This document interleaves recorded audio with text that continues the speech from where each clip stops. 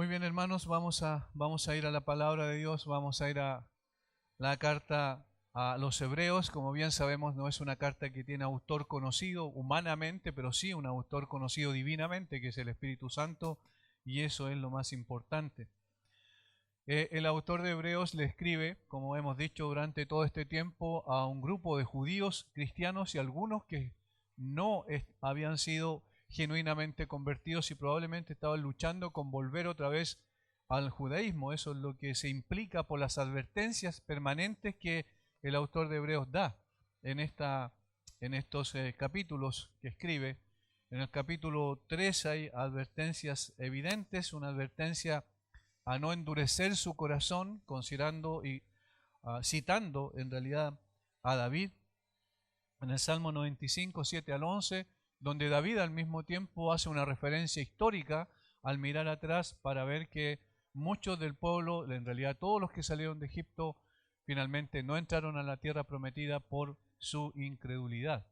A pesar de haber visto el poder de Dios, las maravillas de Dios en medio de ellos, a pesar de ver cómo el Señor había obrado poderosamente al sacarlos de Egipto con esas 10 plagas que bien conocemos y que los guió y los condujo por el desierto durante 40 años, protegiéndolos, guiándolos, guardándolos. Sin embargo, ellos, a pesar de esa evidencia notable, visible, palpable, no obstante, se volvieron atrás y finalmente quedaron esparcidos en el desierto. ¿Y cuál es la razón entonces por las cuales el autor de Hebreos, las razones por las cuales el autor de Hebreos cita este acontecimiento y lo coloca una vez más como una advertencia solemne respecto a lo que estaba pasando en sus días? ¿Y por qué hoy también es pertinente? Lo vemos desde el punto de vista histórico, lo vemos desde el punto de vista de la advertencia que hace David alrededor de 450 años después del acontecimiento histórico. Lo vemos desde la perspectiva del autor de Hebreos, que escribe en el primer siglo a estas personas que estaban allí, que habían creído y que habían aceptado en la fe, digamos, habían puesto su fe en el Señor Jesucristo, algunos genuinamente, otros no genuinamente, y cómo entonces es pertinente para el día de hoy. Entonces estas 4 facetas son importantes para entender un poco el contexto del libro de Hebreos y particularmente de esta advertencia.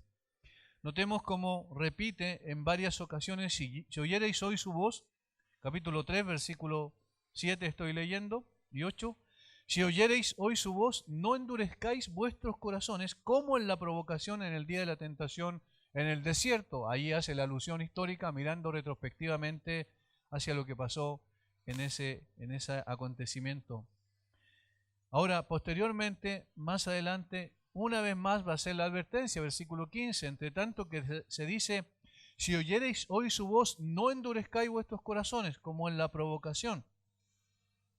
Y más adelante, en el capítulo 4, nuevamente en el versículo 7, al final del versículo 7, dice: si oyereis hoy su voz, no endurezcáis vuestros corazones. ¿Por qué una reiteración de esa advertencia? ¿Por qué el énfasis del autor de Hebreos, inspirado por el Espíritu Santo, que cita una y otra vez el Salmo 95, 7 al 11? ¿Por qué en la insistencia en reiterar que no endurezcan sus corazones, no endurezcan sus corazones, una y otra vez?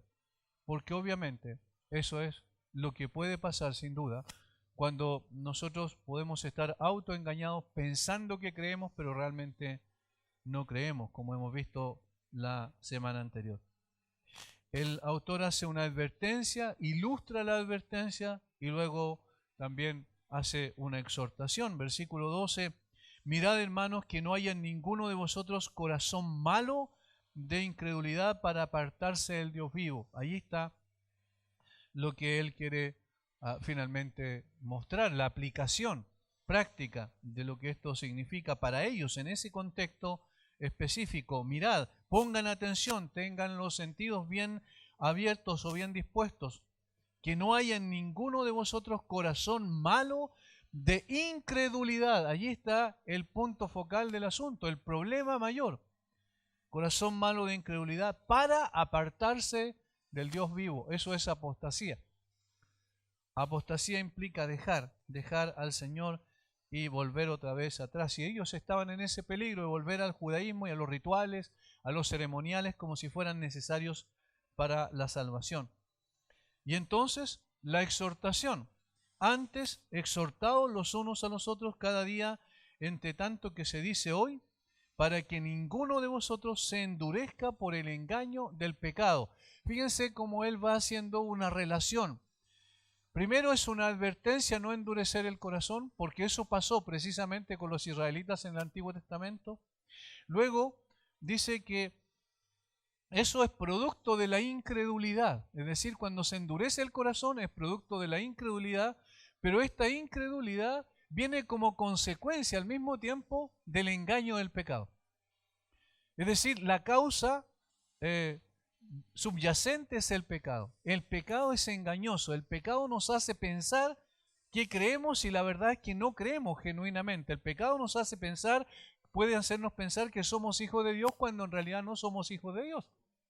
Entonces, eso es lo que está enfatizando. El pecado es el problema mayor de fondo y entonces esto es el que produce incredulidad y la incredulidad es la que en definitivamente endurece el corazón.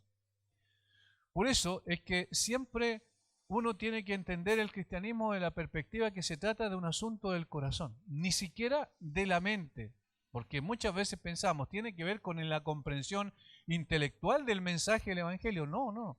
Tiene que ver con un problema moral y el problema moral está en nuestro corazón, en la parte interior de nuestro ser, la que nos da sentido, lo que nos da esencia como seres humanos.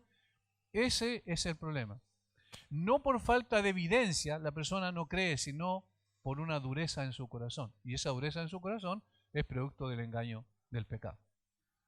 Por consecuencia, o en consideración a esto, la forma de poder sacar eso, la forma de poder quebrar ese círculo vicioso es precisamente el Evangelio de Jesucristo, porque apunta al problema central que es el problema del corazón. Desde allí, tratando con el pecado como hace el Evangelio, trata con el pecado, entonces lo demás viene como consecuencia. En lugar de incredulidad hay fe y en lugar de endurecimiento hay sensibilidad a las cosas de Dios, a las cosas espirituales. Ahora, vamos a ver entonces nosotros en consideración a esta introducción que hemos hecho en función de lo que dice el texto bíblico, vamos a tomar del versículo 14 al capítulo 4, versículo 2, para ver dos formas en que sí se manifiesta la fe genuina, en que sí se manifiesta los hijos de Dios, es decir, cuáles son las características en ese sentido de cómo nosotros somos verdaderamente o podemos estar seguros de que somos hijos de Dios. Versículo 14 del capítulo 3. Porque, esta es la explicación, es la cláusula explicativa, porque somos hechos participantes de Cristo, con tal que retengamos firmes hasta el fin nuestra confianza del principio. Entre tanto que se dice, si oyereis hoy su voz, no endurezcáis vuestros corazones como en la provocación. ¿Quiénes fueron los que habiendo oído le provocaron? ¿No fueron todos los que salieron de Egipto por mano de Moisés? ¿Y con quiénes estuvo él disgustado 40 años? ¿No fue con los que pecaron cuyos cuerpos cayeron en el desierto? ¿Y a quiénes juró que no entrarían en su reposo sino aquellos que desobedecieron? Y vemos que no pudieron entrar a causa de incredulidad. Temamos pues, no sea que permaneciendo aún la promesa de entrar en su reposo, alguno de vosotros parezca no haberlo alcanzado. Porque también a nosotros se nos ha anunciado la buena nueva como a ellos, pero no les aprovechó el oír la palabra por no ir acompañada de fe en los que la oyeron. Noten cómo uno puede tener certeza de efectivamente de su salvación. ¿Cómo podemos identificarnos a nosotros mismos al mirarnos a la luz de la Escritura y decir, efectivamente nosotros somos creyentes? Y aquí está la primera razón, porque perseveramos en el camino del Señor. Versículo 14. porque somos hechos participantes de Cristo con tal que retengamos firme hasta el fin nuestra confianza del principio. Con tal que retengamos firme hasta el fin nuestra confianza del principio. Noten el énfasis que está haciendo aquí el autor de Hebreos. Está diciendo que en definitiva un creyente se ve a través de su vida, no en lo que creyó algún día, lo que cree ahora, sino en lo que creerá hasta el fin de su vida. Eso es perseverancia. Recuerden que el Señor Jesucristo, cuando habló a los judíos en el capítulo 8 de Juan, versículo 31, donde comienza ahí un diálogo bien interesante que finalmente descubre los corazones de esas personas que decían creer, pero en realidad no creían. Pero el Señor dice, esta es la forma en que una persona evidencia si cree o no. Versículo 31 de Juan 8. Dijo entonces Jesús a los judíos que habían creído en él. Fíjense cómo comienza la frase. Si vosotros, y aquí está la forma en que uno puede percatarse, si vosotros permaneciereis en mi palabra, seréis verdaderamente mis discípulos. Si vosotros permaneciereis en mi palabra, seréis verdaderamente mis discípulos. ¿Notan? No se trata simplemente de un asentimiento intelectual a ciertos conceptos, a ciertas verdades. Como vimos la semana pasada, podemos nosotros estar claros y decir, yo sé cuál es el plan de salvación, yo puedo enumerar incluso mentalmente los pasos, yo puedo enumerar el contenido del plan redentor de Dios. Yo puedo citar versículos de memoria respecto a esto, si no, se trata de otra cosa, se trata de permanecer en esas verdades permanentemente. Si permaneciereis en mis palabras, seréis verdaderamente mis discípulos. Es decir, lo mismo que está diciendo aquí el autor de Hebreos, con tal que retengamos firme hasta el fin nuestra confianza del principio. Fíjense, principio y fin. Que retengamos firmes hasta el fin nuestra confianza del principio, es decir, creímos y seguimos creyendo. Por eso es que normalmente el verbo creer está en presente continuo. El que cree, no el que creyó, ni el que creerá, el que cree permanentemente hasta el fin. En consecuencia, la perseverancia es lo que nos hace entender que efectivamente nuestro corazón no está endurecido.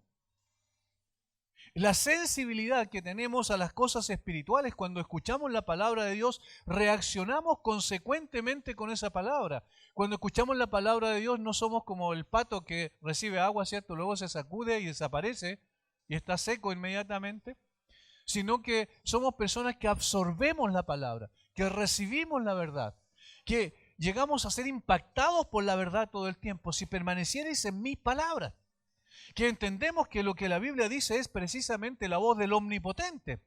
Y con ese Omnipotente nosotros por gracia de Él tenemos una relación. Y al tener una relación con Él, entonces nosotros caminamos tras sus pasos. Nos gozamos, disfrutamos de andar con el Señor porque ese es el camino verdadero. No es simplemente una situación de una emoción circunstancial que tuvimos en un momento determinado. Yo he escuchado muchas veces esto. Al principio era mi primer amor y luego no sé qué pasó. No, el amor al Señor permanece. Es constante, es perseverante. Evidentemente que puede pasar por momentos, por situaciones que no quisiéramos, ¿verdad? Que puede pasar incluso por caídas, por algunos tropiezos en la vida, claro que sí. Pero nuestra confianza en Él permanece constante. Por eso, aquí el énfasis del autor de Hebreos es con tal que, esta es la cláusula. Es decir, si ustedes permanecen realmente firmes hasta el fin, confiando en el Señor, entonces eso implica que sus corazones no están endurecidos. Y allí pueden estar tranquilos, y allí pueden estar confiados, y allí pueden descansar en el hecho de que su fe es una fe viva. No es una fe muerta, no es una fe circunstancial, es una confianza permanente en el Señor. Ahora, esta perseverancia, uno de las doctrinas de la gracia que se llama la perseverancia de los santos. Esta perseverancia tiene una razón de fondo, tiene un fundamento. No es que nosotros perseveramos porque somos mejores que otros, no somos porque somos mejores creyentes, por eso perseveramos, no. Sino fíjense lo que dice al principio la frase en el versículo 14. Porque somos hechos participantes de Cristo. Es decir, porque tenemos una relación con Cristo y esa unidad indisoluble que tenemos con el Señor Jesucristo es la que nos permite perseverar. No perseveramos gracias a nuestra capacidad, sino perseveramos porque estamos en Cristo. En otras palabras, perseveramos porque Él nos preserva. Perseveramos porque Él nos preserva. Noten en Filipenses capítulo 1, un versículo que repetimos muchas veces de memoria, pero que tiene mucha profundidad en cuanto a su contenido. Estando persuadido de esto, capítulo 1, Filipenses 1, 6, ¿cierto? Estando persuadido de esto, estando seguro, estando confiados en esto, estando convencidos de esto, que el que comenzó en vosotros la buena obra, la perfeccionará hasta el día de Jesucristo. Es decir, ¿por qué sabemos que perseveraremos? Porque el Señor prometió preservarnos. Por tanto, hay un fundamento, una base, hay una causa que la que produce una consecuencia como es la perseverancia. La perseverancia nuestra es consecuencia, pero la causa esencial es que el Señor nos preserva porque estamos unidos a Él. ¿Qué es lo que ocurre en el momento de la salvación, en el momento de la conversión? ¿Qué es lo que pasa? Dice la Biblia que somos anexados al cuerpo de Cristo y ya somos parte de Cristo. Y al ser parte de Cristo es imposible, obviamente, que podamos salir de esa situación. Pablo dice que el Espíritu Santo es el que nos bautiza, nos sumerge en Cristo, nos añade, nos hace parte del cuerpo del Señor Jesucristo. Y allí se produce una unidad que es imposible de perder. Y el Señor nos promete que nos va a perfeccionar hasta el día de Jesucristo, es decir, hasta el mismo momento en que estemos con el Señor, que Él venga por nosotros, que nosotros vayamos a Él. Esta preservación es importante entenderla y es la misma verdad que aparece también, digamos, con otro énfasis, pero la misma verdad en Filipenses 2, versículos 12 y 13. Notamos que aquí hay una responsabilidad del creyente, pero también está la responsabilidad divina, que en el fondo es la que nos sostiene. Por tanto, amados míos, como siempre habéis obedecido, no como en mi presencia solamente, sino mucho más ahora en mi ausencia, ocupaos en vuestra salvación con temor y temblor. Ese es el mandato, esta es la responsabilidad de nosotros. Ocupaos en vuestra salvación con temor y temblor. Ahora, no dice ocupaos para vuestra salvación, sino en vuestra salvación. No para lograr la salvación, sino porque ya eres creyente. Ocupaos en vuestra salvación con temor y temblor. Sin embargo, el versículo 13 dice cuál es el potencial para poder hacer eso. El versículo 13 dice cuál es la causa que nos permite como consecuencia ocuparnos en nuestra salvación. Porque Dios es el que en vosotros produce así el querer como el hacer por su buena voluntad. Y esta palabra produce es energeio, en el griego energeo, que significa energía, poder, es decir, el que nos capacita, el que nos da la posibilidad de poder preservarnos en esta salvación es precisamente el Señor. Él es el que en vosotros produce, Él es el que energiza nuestra vida para que esto sea una realidad. ¿Qué cosa? El querer como el hacer por su buena voluntad. En consecuencia, yo soy llamado a perseverar, pero el Señor me asegura que me va a preservar. Y esa es la evidencia más notoria de que en efecto somos hijos de Dios. Nosotros muchas veces hacemos énfasis en la seguridad de salvación pero a veces no entendemos todo lo que está detrás, es decir, por qué hay seguridad de salvación y en quiénes hay seguridad de salvación. Y por eso, cuidado con el autoengaño. Es decir, yo soy salvo porque yo hice algo hace un tiempo atrás, yo soy salvo porque yo hice una oración, yo soy salvo porque yo recibí a Cristo. Fíjense dónde está el énfasis de toda esa frase. En cambio, el creyente genuino dice, Cristo murió por mí, y ese es mi fundamento. Esa es la razón por la cual estoy seguro. Y el hecho de que pueda ver en mí los frutos evidentes de esa realidad es lo que me hace estar tranquilo.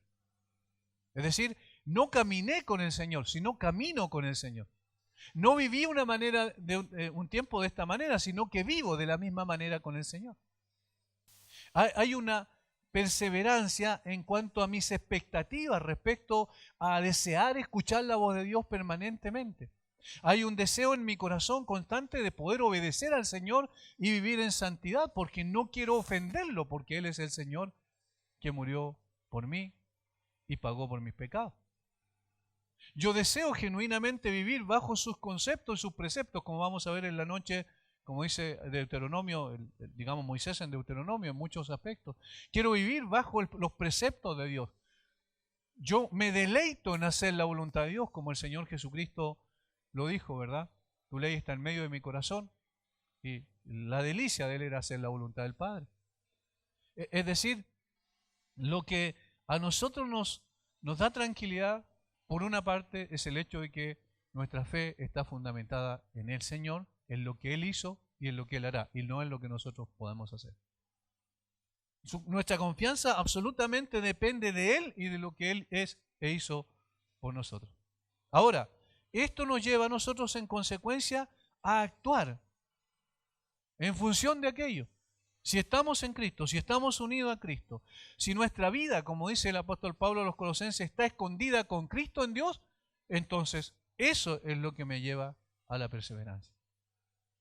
Me preserva, por tanto, yo persevero. En medio de todo esto, el autor de Hebreos está, por decirlo así, disparando con una escopeta de 2 cañones, ¿cierto? Una apuntando a aquellos que pensaban que creían pero no creían y que estaban en peligro de apostatar, y la otra a los creyentes genuinos, que eran aquellos en los cuales podían evaluar su vida en función de los resultados de su vida, en función de cómo estaban caminando con el Señor. ¿Realmente ustedes están en el Señor? Entonces, si están en el Señor, van a retener firmes hasta el fin su confianza del principio. Juan dice, cuando habla también de los apóstatas en primera de Juan, dice que estaban con nosotros, pero no eran de nosotros. Por eso salieron de nosotros. La apostasía evidencia que nunca fueron realmente hijos de Dios. Una vez que establece este principio, esta verdad fundamental, versículo 14, que es la permanencia o la perseverancia, él otra vez cita el Antiguo Testamento y otra vez habla de quiénes fueron los que quedaron en el desierto finalmente y por qué razón ocurrió eso. Notemos esta serie de preguntas retóricas que hace aquí, que tienen una respuesta inmediata, versículo 15 al 19. Entre tanto que se dice, si oyereis hoy su voz, no endurezcáis vuestros corazones como en la provocación, y apunta otra vez al desierto, miles de años atrás. ¿Quiénes fueron los que habiendo oído le provocaron? Fíjense la actitud, le provocaron. ¿Quiénes fueron los que habiendo oído le provocaron? Yo quiero que noten cada una de las palabras porque son muy interesantes, porque tienen que ver precisamente con el hecho de que ellos no fueron ignorantes, sino que escucharon la misma voz que escuchó el resto, es decir, escucharon la voz de Dios. Una de las características esenciales que muestra y que diferencia al Dios vivo y verdadero de los dioses falsos, invención de los hombres, es que el Dios vivo y verdadero escucha y habla. Recuerdan que una de las contrastes que hace la Biblia en el Antiguo Testamento en más de algún pasaje dice que los falsos dioses estos que hacen de madera, ¿cierto? Que levantan y llevan en anda, es que no ven, ni oyen, ni hablan. El Dios verdadero habla siempre y el Dios verdadero también escucha a su pueblo. Y noten cómo esto es importante. ¿Por qué? Porque Dios siempre habló con el hombre desde el mismo momento del jardín del Edén, cuando el hombre pecó y el Señor le buscó y le dijo, ¿dónde estás? ¿Dónde estás tú? Desde allí en adelante el Señor siguió hablando permanentemente, en forma directa, a través de sueños, a través de visiones, a través de los profetas y finalmente a través del Hijo, como dice el mismo autor de Hebreos. Siempre estuvo comunicándose, de tal manera que estas personas del pueblo que quedaron en el desierto, que le provocaron al Señor, fueron los que oyeron el mensaje, los que oyeron a Dios. Ahora, hermanos, nosotros también somos los que por la gracia del Señor hemos oído al Señor. Lo oímos a través de su palabra, no lo oímos a través de sueños y visiones y cosas de esa naturaleza, porque eso ya pasó en un tiempo determinado, era necesario antes de que se escribiera la Escritura, pero ahora tenemos todo el consejo de Dios en la palabra de Dios, escrita. Pero oímos permanentemente a Dios. ¿Y qué pasa con nosotros? ¿Cuál es nuestra reacción frente a la palabra? Noten cuál es la reacción que tuvieron ellos.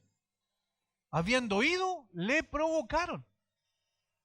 Citamos el Salmo 78 la semana anterior, me recuerdo, para poder mostrar que precisamente el Salmo 78 está mostrando o está haciendo una relación de hecho respecto a lo que pasó con el pueblo de Israel en el desierto. Les di a beber de la roca, dice, y ellos dijeron, ¿podrá poner mesa delante de nosotros? ¿Ven? Esa es una provocación, es una duda permanente.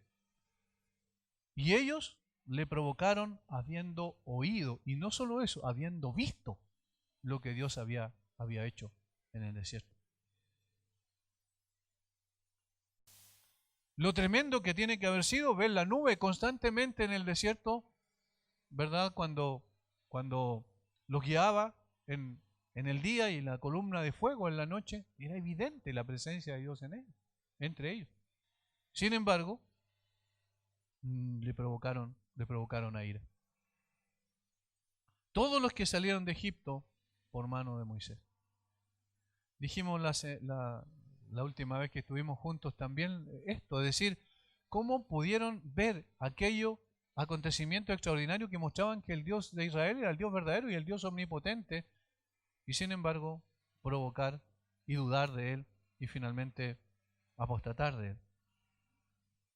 El versículo 17 dice, ¿y con quiénes estuvo él disgustado 40 años? ¿Con quién estuvo él disgustado 40 años? Noten que está hablando de las mismas personas. Los que salieron con mano poderosa de Egipto, por mano de Moisés, ¿cierto? ¿Con quiénes estuvo él disgustado 40 años? ¿No fue con los que pecaron?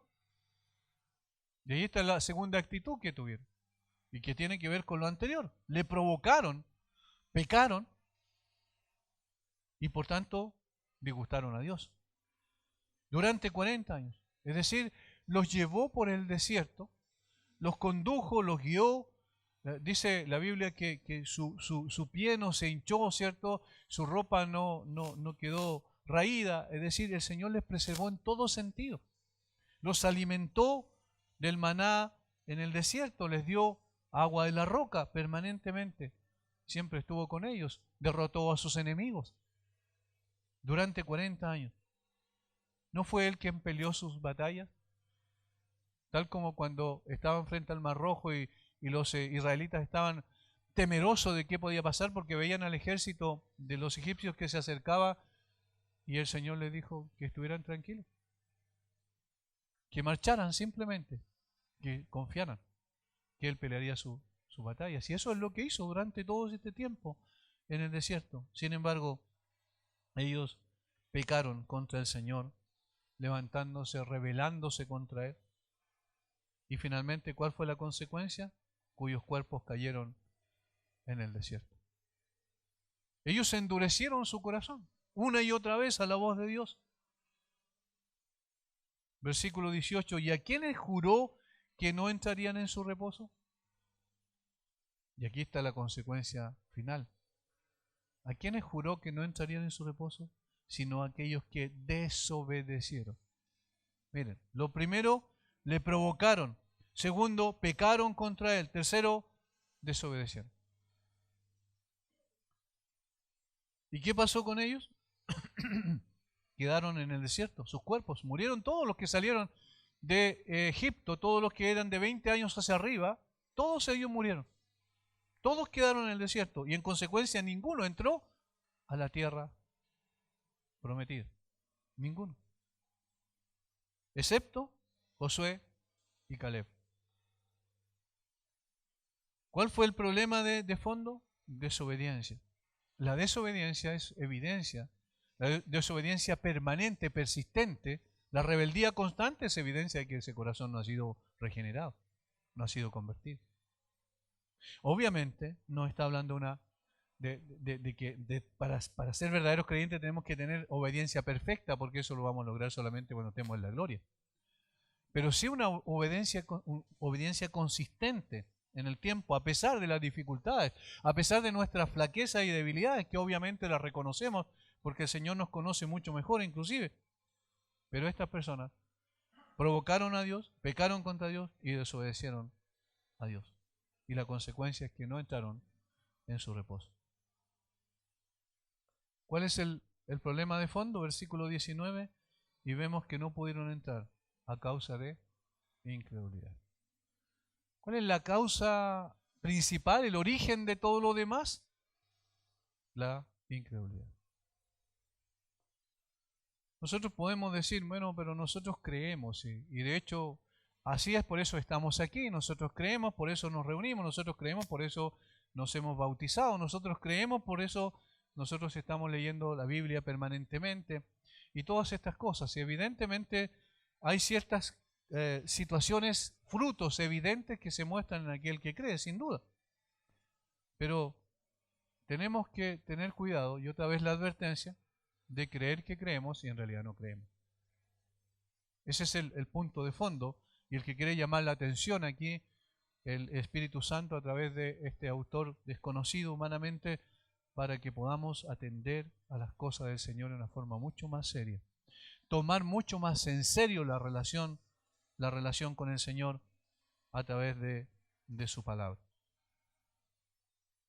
Versículo 1 y 2 del capítulo 4 ahora va a hablar del segundo elemento que es esencial, obviamente. Primero es la perseverancia, permanecemos, y el no permanecer es evidencia de no regeneración, de no nuevo nacimiento, de no justificación, pero el permanecer sí es evidencia de aquello. Y en el versículo 1 y 2 habla del segundo elemento, que es la confianza o la fe. Temamos pues, no sea que permaneciendo aún la promesa de entrar en su reposo, fíjense la advertencia, alguno de vosotros parezca no haberlo alcanzado. Porque también a nosotros se nos ha anunciado la buena nueva como a ellos, pero no les aprovechó el oír la palabra por no ir acompañada de fe en las que lo oyeron. ¿Cuál es el antónimo de incredulidad? Fe, confianza, certeza, seguridad.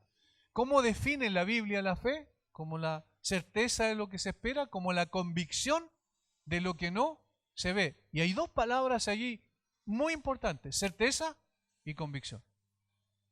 Certeza y convicción. ¿De dónde viene la certeza? ¿De dónde viene la convicción?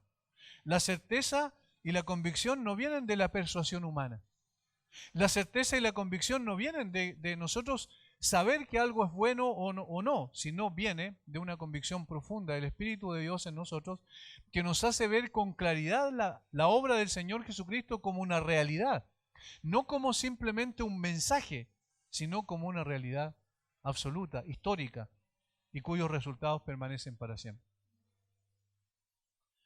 Por eso, la advertencia: temamos, tengamos mucho cuidado, pues no sea que permaneciendo aún la promesa de entrar en su reposo, y aquí no está hablando del reposo de la tierra de Canaán, como sí en los versículos anteriores, sino está utilizando la palabra reposo en un sentido distinto y tiene que ver con la salvación. Temamos pues no sea que permaneciendo aún la promesa de entrar en su reposo, alguno de vosotros parezca no haberlo alcanzado. Noten cuántas veces advierte el Señor a través de su palabra. ¿Por qué esa insistencia en advertir? Temamos, tengan cuidado. Porque puede ser que ustedes estén autoengañados. Ese es el sentido detrás del versículo. Alguno de vosotros parezca no haberlo alcanzado. Porque también a nosotros se nos ha anunciado la buena nueva como a ellos, pero no les aprovechó el oír la palabra por no ir acompañada de fe en los que la oyeron. Fíjense los elementos de la fe ahí, en el versículo 2. ¿Cuáles son los elementos componentes de la fe? Lo primero y más esencial es el fundamento, la fuente sobre la cual está nuestra fe, porque la fe no es creer que mañana vamos a tener un día bonito, ¿cierto? Sino la fe tiene que ver con el objeto en el cual se posa. Eso es lo que la hace firme o la hace débil. Las personas dicen, esta persona tiene fe porque siempre dice, me voy a tomar un vaso de agua, si me lo tomo con fe me va a hacer bien. Eso no, esa fe no es la fe bíblica, obviamente. La fe bíblica está posesionada o puesta en una persona y en lo que esa persona hizo por nosotros. Y particularmente en lo que esa persona dijo que hizo por nosotros. Es decir, su palabra. Vamos a Romanos. Romanos capítulo 4. Aquí hay una descripción de la fe, ilustrando la justificación por la fe específicamente. El apóstol Pablo en todo el capítulo 4 utiliza a dos personas esencialmente, a David y a Abraham, para mostrar, ilustrar que efectivamente somos justificados por la fe. Pero en el versículo 13 en adelante dice, ¿dónde estaba puesta la fe de este hombre que es conocido como el padre de la fe, Abraham? Versículo 13. Porque no por la ley fue dada a Abraham o a su descendencia la promesa de que sería heredero del mundo, sino por la justicia de la fe. Porque si los que son de la ley son los herederos, vana resulta la fe y anulada la promesa. Pues la ley produce ira, pero donde no hay ley tampoco hay transgresión. Ahí hace un contraste entre la ley y la promesa, ¿cierto? Versículo 15. Pues la ley produce ira, pero donde no hay ley tampoco hay transgresión. Por tanto, es por fe para que sea por gracia, a fin de que la promesa sea firme para toda su descendencia. Miren la reiteración de la palabra promesa. Sea firme para toda su descendencia, no solamente para el que es de la ley, sino también para el que es de la fe de Abraham, el cual es padre de todos nosotros. Como está escrito, te he puesto por padre de mucha gente delante de Dios a quien creyó, el cual da vida a los muertos y llama a las cosas que no son como si fuesen. Él creyó en esperanza contra esperanza para llegar a ser padre de muchas gentes, conforme a qué cosa? A lo que se le había dicho, así será tu descendencia. ¿Por qué la fe de Abraham fue firme? Porque creyó en lo que Dios le dijo. Tu descendencia serán como las estrellas del cielo en multitud y como la arena del mar, que no pueden ser contadas, le dijo. Y en consecuencia, enseguida dice, y creyó Abraham a Dios y le fue contado por justicia. ¿En qué creyó? En lo que Dios le había dicho. Por tanto, ¿dónde está la fuerza de la fe, la verdadera fe? En lo que Dios ha dicho, en lo que Dios ha revelado, en lo que Dios ha prometido. Y no se debilitó en la fe al considerar su cuerpo que estaba ya como muerto, siendo de casi 100 años y o la esterilidad de la matriz de Sara. Tampoco dudó por incredulidad de la promesa de Dios, sino que se fortaleció en fe dando gloria a Dios, plenamente convencido que era también poderoso para hacer todo lo que había prometido. ¿Lo ven? La palabra de Dios. Es decir, la fe descansa en lo que Dios ha dicho y en lo que Dios es. Esa fe es la verdadera. Esta gente oyó al Señor también.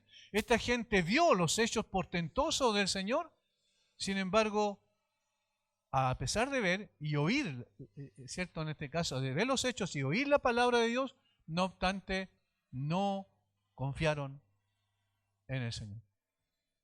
Por tanto, el hecho de ser expuesto a la palabra de Dios no significa automáticamente que yo estoy confiando en el Señor.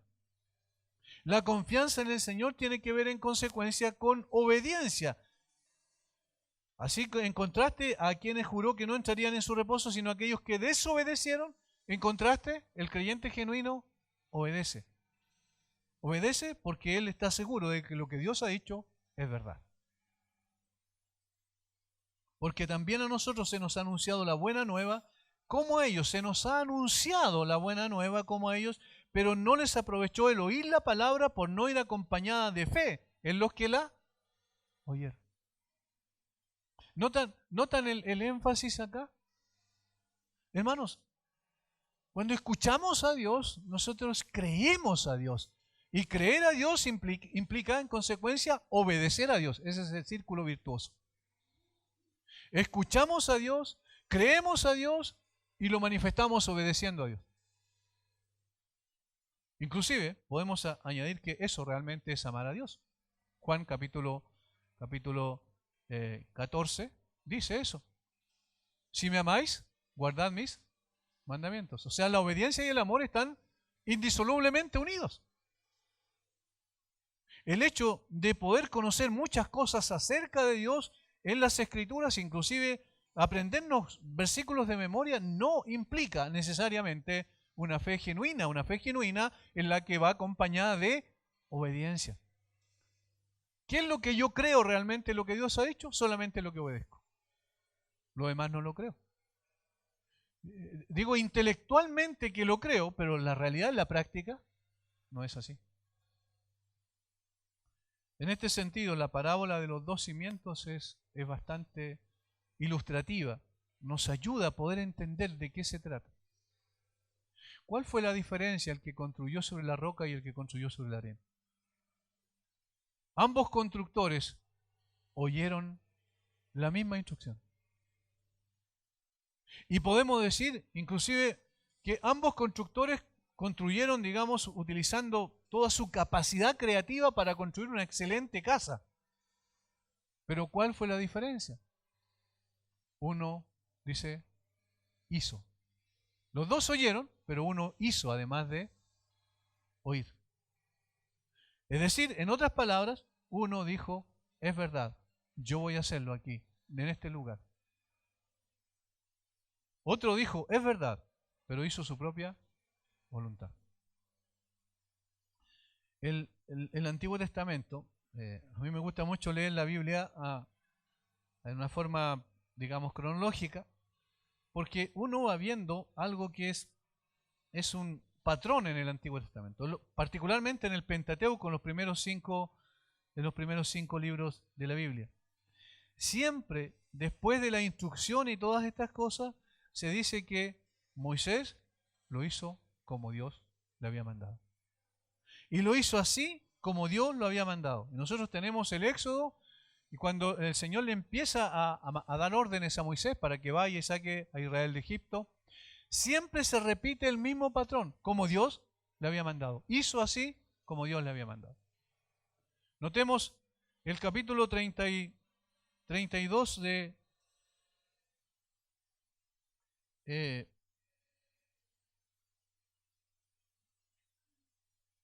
un poco más adelante.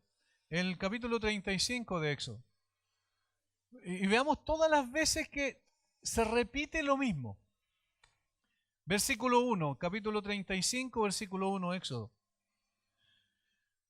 Moisés convocó a toda la congregación de los hijos de Israel y les dijo, estas son las cosas que Jehová ha mandado que sean hechas. Y esto es lo que voy a hacer, le está diciendo en otras palabras.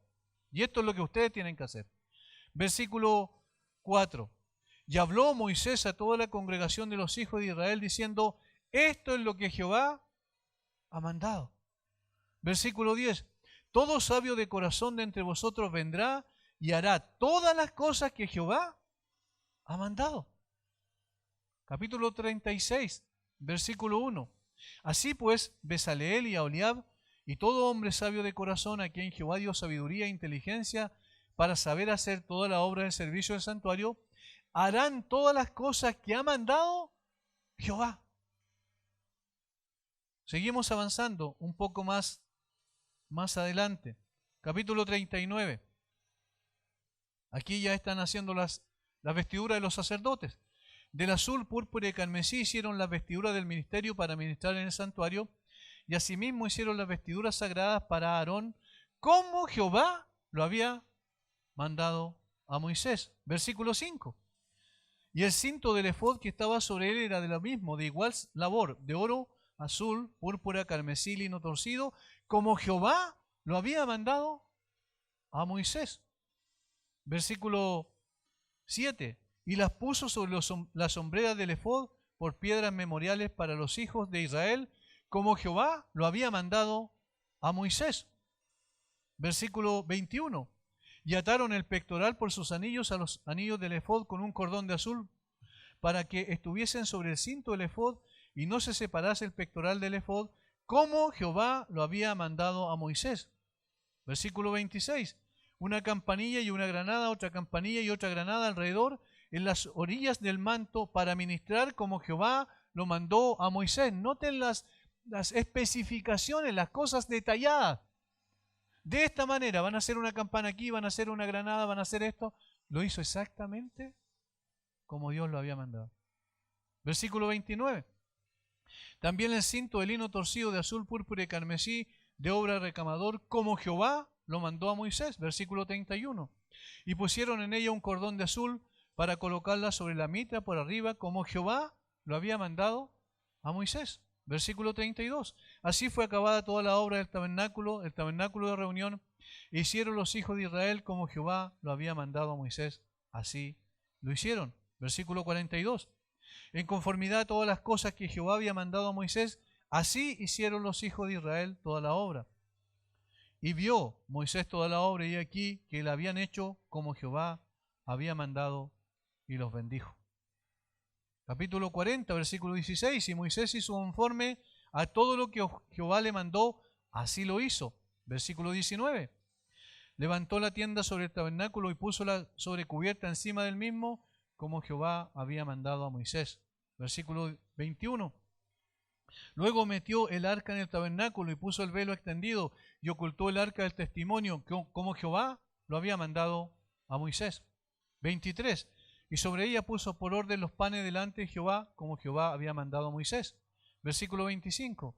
Y encendió las lámparas delante de Jehová, como Jehová había mandado a Moisés. Versículo 27. Y quemó sobre el incienso aromático, como Jehová había mandado a Moisés. Versículo 29. Y colocó el altar del holocausto a la entrada del tabernáculo de reunión, y sacrificó sobre el holocausto y ofrenda, como Jehová había mandado a Moisés. Versículo 32. Cuando entraban en el tabernáculo de reunión y cuando se acercaba al altar, se lavaba, como Jehová había mandado a Moisés. Y podemos seguir leyendo Levíticos y encontramos el mismo patrón. ¿Qué es lo que nos está diciendo la Biblia con eso? Hermanos, que no basta con oír la palabra de Dios, sino que la fe genuina obedece la palabra de Dios. No basta con saber quién es Dios y cómo Dios nos ha instruido. No basta con saber teología, hay que vivir la teología. No basta con ser un erudito y una persona que se esfuerza y se sacrifica para conocer la palabra de Dios. Eso es bueno, pero eso debe ir acompañado de obediencia a la palabra de Dios. Sin obediencia, entonces no estamos hablando de una fe genuina. No es que la obediencia determine la fe genuina, sino que la fe genuina trae como consecuencia la obediencia. Ese es el sentido. No es que estamos diciendo aquí hay que añadir algo más a la fe, sino que estamos describiendo lo que es la fe genuina. Y la fe genuina brota de lo que Dios es y ha hecho y lo que Él ha dicho. Y entonces al colocar nuestra confianza en lo que Dios es, ha hecho y ha dicho, entonces nosotros obedecemos al Señor. Lo más importante entonces no es meramente conocimiento intelectual. No basta con eso. No basta con que nosotros digamos tengo 40 años, 50 años en el Evangelio, toda mi vida he pasado en la iglesia. No basta con eso. La evaluación que debemos hacer es mirar nuestro propio corazón y si estamos genuinamente obedeciendo al Señor o no. Lo demás, hermanos, es discurso nada más. Lo demás son palabras que se lleva el viento, pero la realidad es la vivencia. Y aquí alguien hizo, y en realidad una persona, no tiene nada que ver con el cristianismo, pero un entrenador de fútbol hizo una diferencia muy linda, para mí muy exacta, entre la experiencia y la vivencia. Él dijo, la experiencia tiene que ver con conocer ciertas cosas. Por ejemplo, yo tuve la experiencia de estar en tal lugar y ver estas cosas, qué sé yo. Eso es parte de la experiencia. Pero él mencionó, pero la vivencia es haber vivido eso. Es decir, yo no fui un espectador, yo era parte de eso. ¿Entienden la diferencia? Vamos a ponerla de otra manera. La experiencia es haber visto una película. La vivencia es haber sido protagonista de la película. El cristianismo se trata de vivencia. Y en consecuencia no se trata de saber ciertas cosas como experiencia, sino vivirla. Es decir, que sean parte de mí, de la esencia de lo que soy como persona.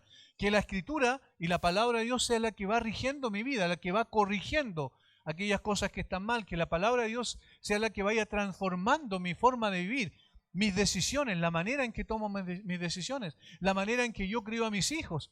Es decir, que la palabra de Dios sea la que vaya moldeando absolutamente todo. Eso es confianza en el Señor. Eso es fe genuina. De lo contrario, es oír, pero no oír esta palabra acompañada de fe en los que la oyeron. Recuerden de qué viene la fe, dice Pablo a los romanos. Viene del oír, y el oír, la palabra de Dios. Por tanto, yo quiero reiterar este círculo virtuoso. Dios es y ha hecho algo extraordinario por nosotros. Ese es el primer elemento. Nosotros llegamos a conocer eso y confiamos absolutamente de que Dios es y ha hecho eso que ha dicho, que ha revelado en su palabra. Ese es el segundo elemento. Y el tercer elemento, si es que yo estoy apercibido de que Dios es e hizo lo que dijo, y entonces yo confío absolutamente en que es verdad y entrego mi vida en ese sentido al Señor que hizo eso por mí, entonces la consecuencia, el tercer elemento en este círculo virtuoso va a ser ¿qué cosa? Obediencia. Obediencia. Escuchamos en una ocasión a una persona que era una especie de motivador, una persona que dio una charla, no una predicación, sino una charla, y es una persona creyente, y en esa charla ustedes la pueden oír cuando quieran, es cosa de que vayan a un psicólogo. Dando elementos, diciendo, mire, cómo tienes que reaccionar frente a la agresión, tú tienes que hacer esto otro. Y la verdad es que todo lo que él dijo se podría traducir en una sola cosa. Conoce la verdad y vive la verdad. ¿No? Y todo el resto era palabra. Que se podría reducir en una sola frase. Eso es lo que es el cristianismo. El cristianismo es conocer la verdad y vivir la verdad. Es escuchar a Dios y decir, Señor, tú tienes razón. Señor, yo estoy equivocado siempre cuando mi opinión difiere de la tuya. Porque tú eres sabio y yo soy necio. Porque tú eres la única persona que sabe exactamente cómo hemos de conducirnos en la vida. Señor, no me dejes que yo viva de acuerdo a mis propios preceptos. Llévame a vivir de acuerdo a tus preceptos. Señor, no dejes que yo tome mis decisiones de acuerdo a mis propios impulsos personales o deseos personales. Señor, llévame a vivir bajo la voluntad tuya. ¿Ven la diferencia? En este círculo virtuoso es donde hemos de girar como creyentes, hermano. Como dice allí el autor, ¿cómo evaluamos nuestra vida si efectivamente estamos en la fe? Porque perseveramos. Pero ¿cómo perseveramos? No solamente cumpliendo con ciertas cosas externas, como ceremoniales, ciertos rituales, porque los evangélicos también tenemos rituales, aunque no nos guste reconocerlo, sino realmente viviendo la fe. Sí, no somos perfectos, pastor, sí, absolutamente, hermano, yo tampoco lo soy y también lucho con las mismas cosas que luchan ustedes. El punto es, ¿estamos perseverando en el camino de obediencia al Señor? Estamos diciendo, Señor, realmente yo no estoy viviendo como debiera vivir conforme a tu palabra, yo quiero vivir de esa manera. No confiando en mi fuerza y mis capacidades, sino en tu poder, en tu gracia, en tu misericordia, porque son estas armas son las que el Señor nos ha dado para poder perseverar. No confío en mí, estoy confiando en ti, pero quiero, Señor, que tú me ayudes a poder vivir de la manera en que tú has establecido en tu palabra. Eso es fe. Eso es fe genuina. Lo demás puede pasar por un sistema religioso. Confiamos en el Señor por lo que Él ha hecho por nosotros. ¿Qué vieron estas personas en Egipto? Vieron el poder de Dios. Vieron a Dios realmente manifestado. Escucharon la voz de Dios. De hecho, dice que en un momento ellos le dijeron a Moisés, Moisés, acércate tú. No queremos escuchar nuevamente la voz de Dios, porque tenían temor. Sin embargo, endurecieron su corazón. Por eso, hermanos, nuestro corazón tiene que ser sensible siempre a la voz de Dios. Que no sea por costumbre, quiero decir, que nosotros vayamos recibiendo la palabra como un asunto rutinario, sino que cada vez que escuchemos al Dios omnipotente por medio de su palabra, nuestro corazón pueda vibrar y pueda obedecer. Termino con una cita de Horacio Bonar respecto a lo que significa la fe. Dice él, no lo que han hecho mis manos puede salvar mi alma culpable. No lo que mi carne ajetreada ha producido puede sanar mi espíritu. No lo que siento o hago puede darme paz con Dios. No todas mis oraciones y suspiros y lágrimas pueden soportar mi tremenda carga. Tu gracia solo, oh Dios, puede hablarme de perdón. Tu poder solo, oh Hijo de Dios, puede romper este yugo lacerante. Ninguna obra sino la tuya. Ninguna otra sangre lo hará. Ninguna fuerza sino la que es divina puede llevarme con seguridad al otro lado.